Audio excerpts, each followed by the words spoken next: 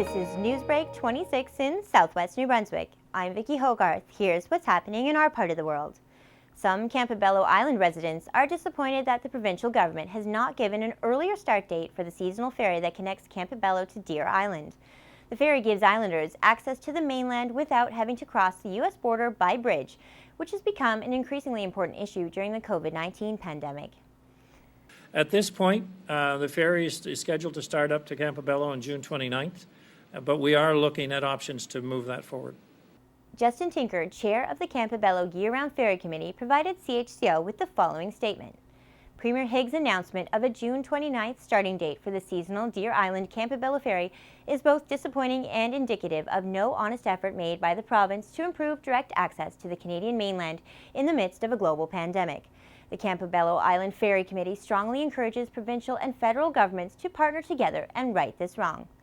In April, New Brunswick Green Party leader David Kuhn presented a petition to the legislature from residents of Campobello Island calling for a year-round ferry connecting them to the mainland, an issue that's received more national attention during the time of COVID-19.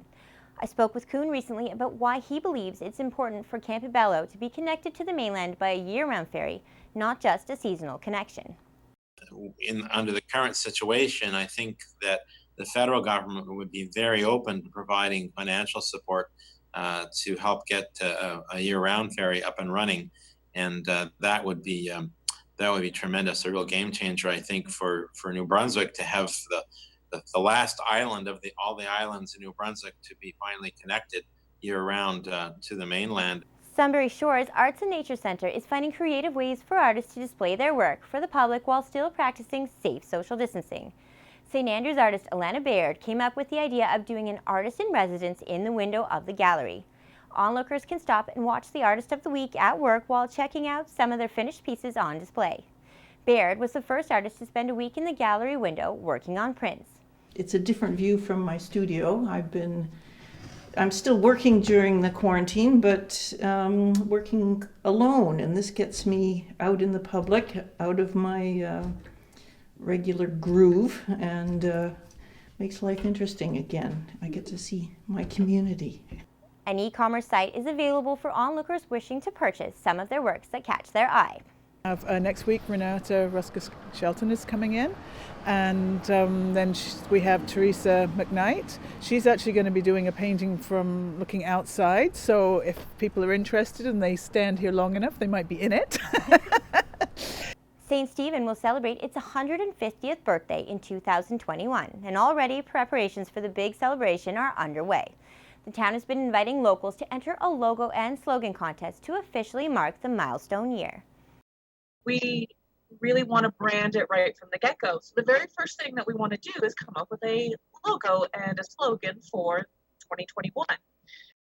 St. Stephen 150 chairperson, Councillor Ghislaine Wheaton, says the silver lining to the COVID-19 pandemic is that it's made us realize how lucky we are to live in such a special community in good times as well as difficult times.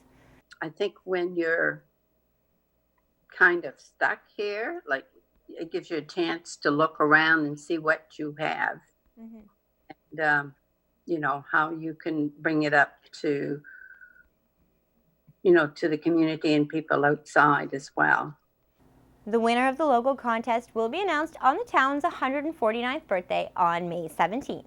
Milestone birthdays across Charlotte County are being marked in innovative ways. On Thursday, St. Andrews local Alan Golding was treated to a parade down Water Street from friends to mark his 80th birthday. The event was a complete surprise to Golding, who came out of his house when he heard sirens and cars honking. That's when the police came down the street with the siren going. I think that was it. How will this go down in the history of memorable birthdays? Oh, this is probably one of the best. Just a couple of hours later, Ada Wood's 65th birthday received similar fanfare from friends who surprised her with a drive-by parade outside the Kennedy Inn. I wasn't expecting all this today. When I come home where I live at, I have a little hallway and it was all decorated and everything. While we can't unite as a community in conventional ways right now, the spirit of Charlotte County is alive and well in our innovative gestures of friendship that bloom out of our everlasting neighborly love.